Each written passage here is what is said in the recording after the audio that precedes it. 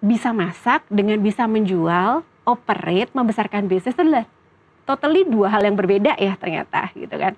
Nah mungkin kalau teman-teman F&B mau masuk ke F&B, yang harus paling kita tahu dulu adalah sebenarnya kita jagonya di mana sih? Apakah kita jago masaknya? Ataukah mungkin kita jago untuk menjualnya? Ataukah mungkin kita memang senang dalam sistemnya? Nah fungsi-fungsi bisnisnya harus dipahami dulu terkadang. Nah kita Anda kembali menyaksikan Nusantara Business Hour dalam segmen khusus Zona Cuan.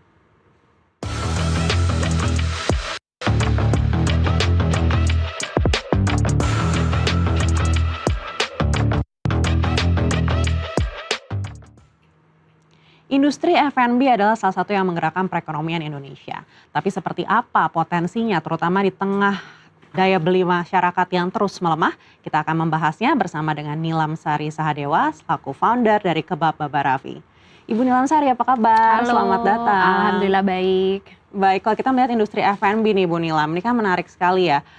Cukup banyak yang bermunculan, yang baru-baru, tapi banyak juga yang tidak bisa bertahan begitu. Lalu Ibu melihat sebenarnya kuenya sendiri untuk industri F&B itu saat ini seperti apa sih?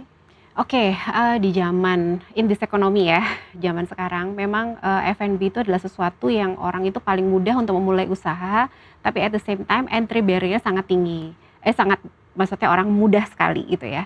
Nah, jadi itu yang membuat orang juga terkadang masuk ke dunia F&B tidak terlalu banyak berpikir. Mereka ya udah mulai dulu aja gitu kan. Tapi at the same time kadang-kadang mereka punya idealisme, aku bisa masak, tapi belum tentu dia bisa melakukan the rest of the business yang memang harusnya entrepreneur tuh bisa melakukan. Contohnya pembukuan, HR, marketing, sales itu kan banyak bidang ya. Nah kembali lagi, Indonesia sendiri dihadapkan dengan sekarang tuh perubahan segala sesuatu sangat cepat sekali. Kita kalau dulu melihat 5 tahun sekali, 3 tahun sekali, sekarang tuh bahkan kayak hampir tiap bulan tuh ada sesuatu yang baru, gebrakan baru gitu ya.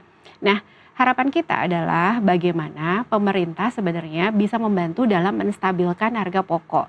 Kalau kita melihat F&B ini adalah sesuatu bidang di mana harga bahan bakunya tuh berubah terus, Mbak.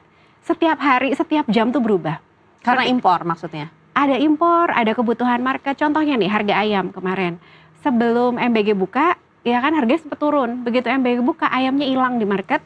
Plus yang kedua harganya 2 kali lipat. Nah ini kan jadi sesuatu yang terkadang perubahannya cepat sekali. Kalau kita compare dengan bidang industri yang lain ya, seperti klinik kecantikan, gym, mungkin laundry, yang lainnya itu lebih stabil harganya.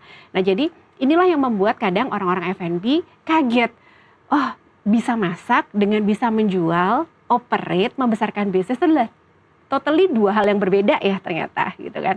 Nah mungkin kalau teman-teman F&B mau masuk ke F&B, yang harus paling kita tahu dulu adalah sebenarnya kita jagonya di mana sih?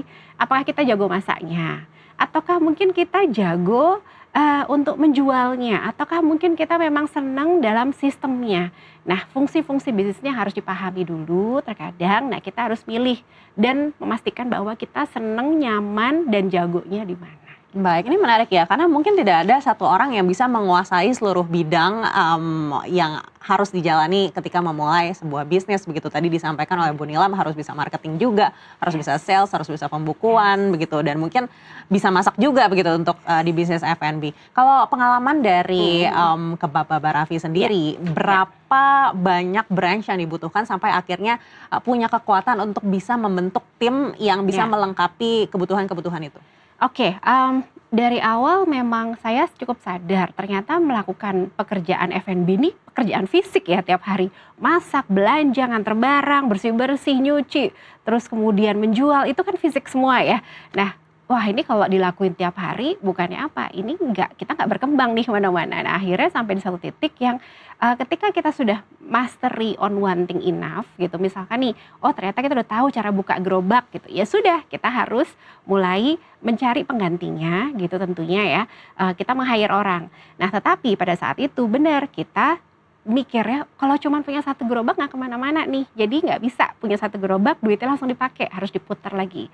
Jadi dulu punya gerobak pertama, Kita putar duitnya, punya gerobak kedua, dalam setahun kita punya 5 gerobak. Nah pas punya 5 gerobak tuh kita udah ngerasa, wah ini kayaknya udah mulai ya ada satu orang nih bagian operation buat belanja paling enggak, buat muter ke outlet, ngasih bahan baku paling enggak, buat bantuin nutup gerobak gitu kan. Atau mungkin kalau ada bahan baku habis dia bantu untuk nganterin barang, nah itu ada satu orang.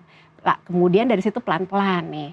Nah kebetulan karena saya sadar, wah nih saya ini nggak pinter sama angka dan nggak rapih gitu kan. Kita harus tahu ya kelebihan dan kekurangan kita gitu. Saya suka jualan, saya suka banget jualan. Tapi kalau udah urusan angka, aduh udah parah deh. Nah akhirnya di situ pelan-pelan mulai hire. Kebetulan dulu deket rumah itu ada kampus anak-anak apa ya waktu itu ilmu sosial gitu kan. Nah mereka belum lulus tapi mereka udah hampir lulus karena mereka juga butuh magang kadang-kadang atau mungkin daripada belum dapat kerja mereka cari pekerjaan dulu gitu kan. Nah kita mencoba meng-hire mereka. Wah kebantu banget. Nah dari situ pelan-pelan nih kita buat sistemnya. Jadi memang F&B itu bukan pekerjaan satu orang. Kalau kita masih ideal banget orangnya yang kayak wah ini pokoknya resep saya yang paling bisa, ini nggak bisa gitu kan. Intinya harus saya yang jualan, saya ngerti semuanya. It not gonna works gitu kan, kita harus kerja bareng. Nah tadi sempat disebut juga masalah resep nih, seiring dengan berkembangnya bisnis begitu dari kecil menjadi besar, punya branch yang banyak, bagaimana untuk memastikan bahwa resepnya ini tidak akan mungkin dicuri begitu oleh karyawan dan akhirnya mungkin membuat brand baru begitu, atau simpelnya membuat standar rasanya sama deh dengan branch-branch yang mungkin sudah tersebar. Oke, kalau masalah ini kan klasik ya, resep dicuri. Menurut saya sih don't worry, be happy, pasti dicuri. Kenapa? Karena kita nggak bisa kerja sendiri gitu. At the end kita membentuk sebuah sistem gitu kan. Nah kembali lagi kalau kita mau berbisnis sebenarnya resep tuh hanya satu aja, bener-bener satu apa ya part gitu yang harusnya kita worry. Begitu banyak part lain yang harus sebenarnya juga kita perhatikan gitu. Tapi kalau kita mau ngomong soal kesamaan rasa, standarisasi rasa, nah itu menurut saya lebih pas gitu. Kenapa? Karena standarisasi itu berarti kita harus punya dapur pusat atau kita harus punya bahan baku yang memang kalau dalam kebetulan bisnis saya itu frozen food yang kemudian disebar ke berbagai outlet ya ke seluruh Indonesia gitu kan. Kita punya 2 dapur pusat, Jakarta dan Surabaya. Yang Jakarta handle dari Aceh sampai Jogja, yang Surabaya handle dari Solo sampai ke Papua.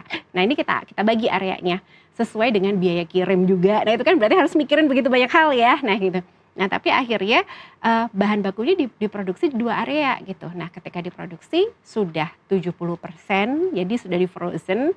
Ketika sampai di outlet udah nggak ada lagi tuh nambahin garam, nambahin gula.